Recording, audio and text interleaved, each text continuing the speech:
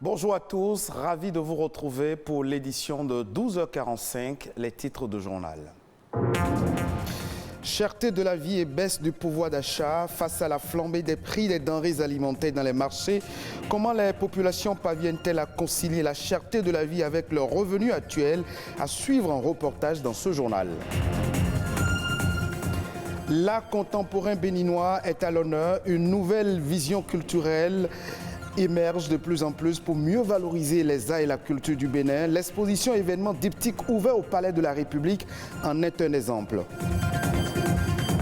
Les kystes ovaires sont un trouble fréquent chez les femmes. L'un des syndromes principaux est la faiblesse ou l'absence totale d'ovulation. Comment le traiter? Élément de réponse dans cette édition.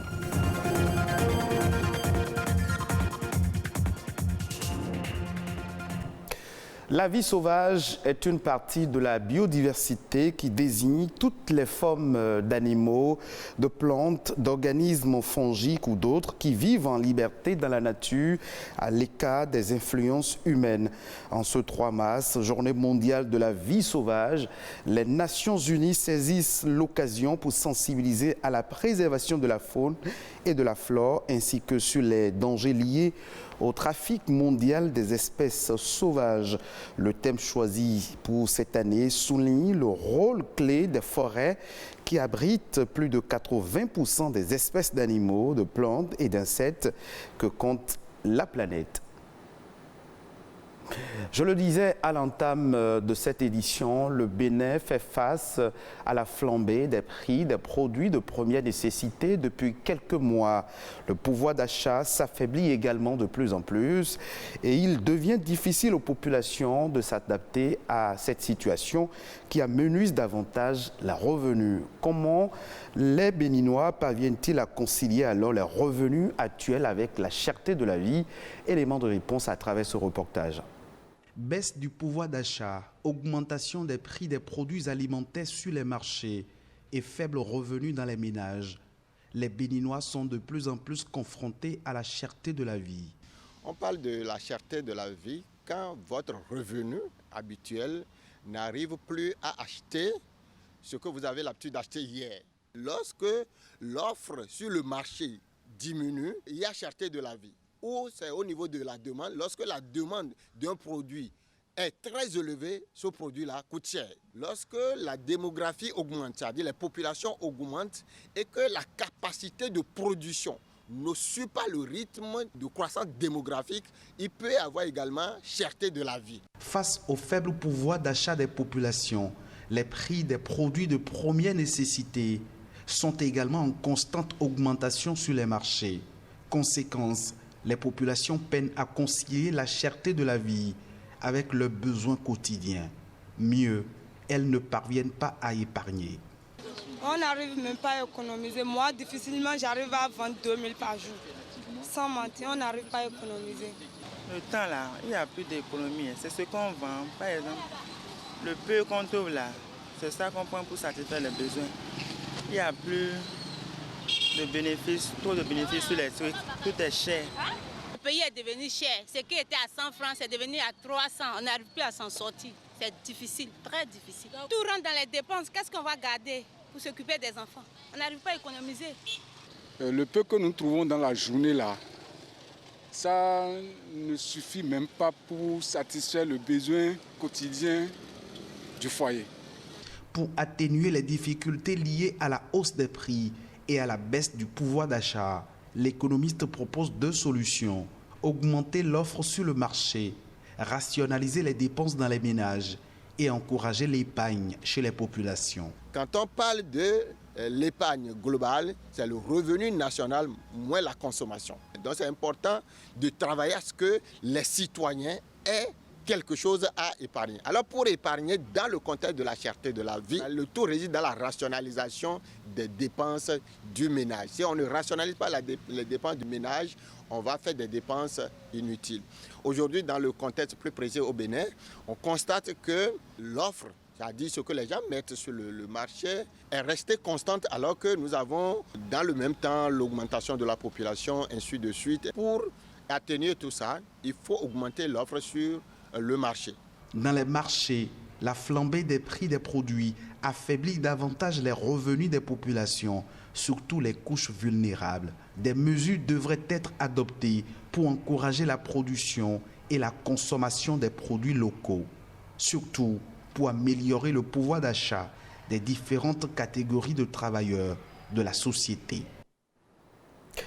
Les arts et la culture du Bénin sont sous les feux de la rampe. De l'expo événement en cours au Palais de la République sur les 26 trésors restitués au Bénin par la France à la création très bientôt d'un musée d'art contemporain en Cotonou en passant par l'organisation d'une biennale à partir de 2023. Les autorités accordent un peu plus d'attention aux différentes filières des arts et de la culture du Bénin. Ousmane Aledji, metteur en scène, directeur artistique, nous édifie un peu plus. L'art béninois dans son ensemble est plus dynamique que jamais.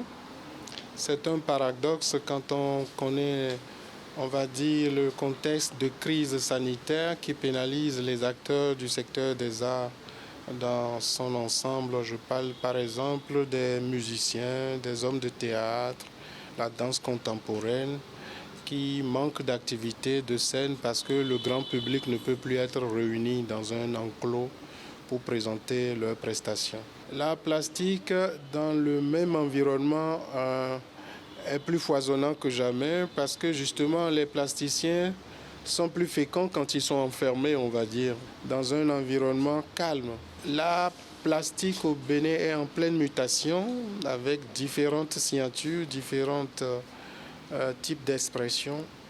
C'est hallucinant. Quand on prend du recul, qu'on regarde tout cela, on se dit mon pays est quand même un pays très très riche. J'ai de la fierté parce que pour moi c'est un acte militant de s'investir dans une démarche comme celle-là qui commence à produire des fruits, qui connaît un début de concrétisation avec l'exposition au Palais de la République, qui est un passage parce que les œuvres finiront par abaumer en passant par Ouida, etc. Donc nos investissements, nos martyrs, nos combats commencent à produire leurs fruits. Et on ne va pas lâcher l'affaire. À partir du moment où vous avez des produits à vendre et qu'il y a des clients, il y a l'argent. Quand il y a trafic, il y a une économie qui est générée derrière. Et quand il y a économie, les créateurs s'en sortent. L'État s'en sort parce que d'une certaine façon, il y a moyen de récolter des dividendes par derrière, ou directement ou indirectement. Donc tout cela impacte le développement. Parlons santé à présent précisément de ce trouble fréquent qui est devenu la première cause d'infertilité féminine. Il s'agit du syndrome des ovaires polykystiques, encore appelé dystrophie ovarienne. Cette maladie hormonale est fréquente notamment chez les femmes en âge de procréer. À ce jour, il n'existe pas de traitement spécifique, mais les recherches sont en cours et pourraient changer la donne. Amandine Aliambosso. Pathologie endocrinienne la plus fréquente chez la femme, le syndrome des ovaires polykystiques touche les femmes de 15 à 40 ans et il constitue la principale cause des troubles de la fertilité. Le syndrome des ovaires micropolykystiques est un dysfonctionnement hormonal qui intéresse tout l'organisme et qui peut avoir des manifestations sur le plan gynécologique, essentiellement déjà des règles qui vont être irrégulières et une élévation du taux de testostérone, des hormones mâles, en fait d'androgènes dans l'organisme, et l'apparition à l'échographie sur des ovaires de petits sacs liquidiens qu'on appelle des microkystes en nombre important. L'origine du syndrome des ovaires polykystiques n'est pas encore bien connue, mais les symptômes varient d'une femme à une autre. Ce qui va amener les femmes en consultation le plus souvent, ce sont des règles irrégulières et souvent une difficulté à tomber enceinte. Pourquoi les règles vont être irrégulières? C'est parce qu'en fait, il n'y aura pas d'ovulation. Et quand il n'y a pas d'ovulation, il n'y a pas de corps jaune. Le corps jaune sécrète une hormone qu'on appelle la progestérone.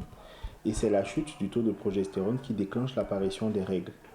Vu qu'il n'y a pas eu d'ovulation, on n'aura pas de taux de progestérone élevé, donc les règles ne vont pas venir à temps, elles vont venir très tard, selon la profondeur du déséquilibre. 35 jours pour certaines, 40, 2 mois, 3 mois, peut-être 6 mois pour d'autres.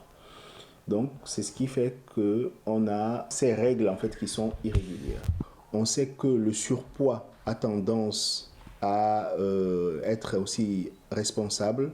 Le syndrome des ovaires polykystiques persiste toute la vie. Heureusement, des traitements existent pour accompagner les désirs de grossesse. S'il y a un désir de grossesse, ce qu'il faut comprendre, c'est que déjà la maladie des ovaires micropolykystiques, elle va entraîner des règles irrégulières, mais surtout des troubles de l'ovulation. C'est des femmes qui vont voir leurs règles, mais qui ne vont pas forcément ovuler ou qui vont ovuler une fois sur 3 ou une fois sur 4. Donc une difficulté à tomber enceinte. Par rapport à ça, aujourd'hui, on a des médicaments, des molécules qui permettent de stimuler l'ovulation. Et en général, ça marche assez bien, à part quelques-unes qui vont peut-être devoir aller jusqu'à la fécondation in vitro. En dehors du désir de grossesse, on n'arriverait pas vraiment à traiter la maladie vu qu'on ne maîtrise pas sa cause. Ce qu'on va pouvoir faire, c'est de mettre des traitements hormonaux pour pouvoir régulariser les règles. Mais en général, dès qu'on les arrête des mois après, le déséquilibre se réinstalle. Il est également prouvé qu'un amaigrissement d'au moins 5% améliore les symptômes et favorise le rétablissement d'une ovulation. D'autres informations pêle-mêle au plan national dans cette session d'information. Arnaud Adadja a concocté pour nous la Nation en bref de ce jeudi.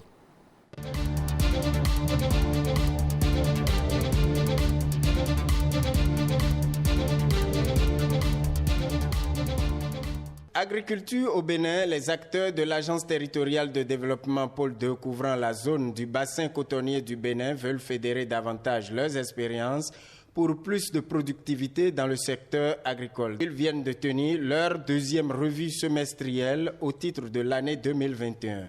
Organisée à Parakou, la dite revue a permis de réfléchir sur la question de la sécurisation du foncier béninois, de la sécurité alimentaire face à la hausse des produits de première nécessité et des grandes orientations du PAG2.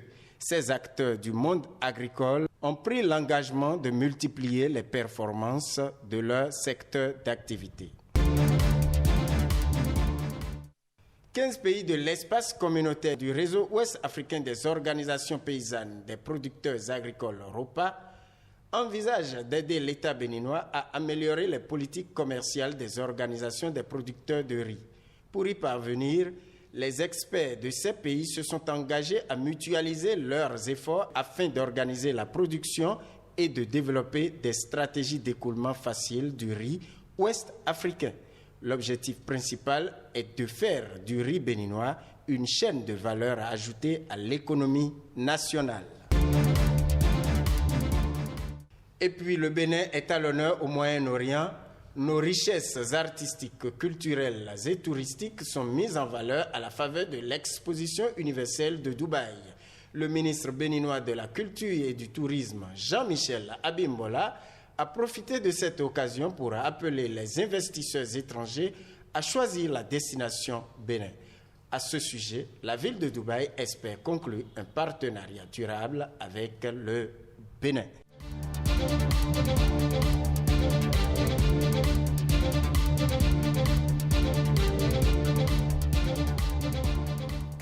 Merci à vous, Arnaud Adadja, pour la Nation en bref. Hors de nos frontières, la pression sur le marché mondial des huiles végétales n'est pas près de retomber. Avec le déclenchement de l'invasion de l'Ukraine par la Russie, les analystes craignent une perturbation de l'approvisionnement global en huile de tournesol.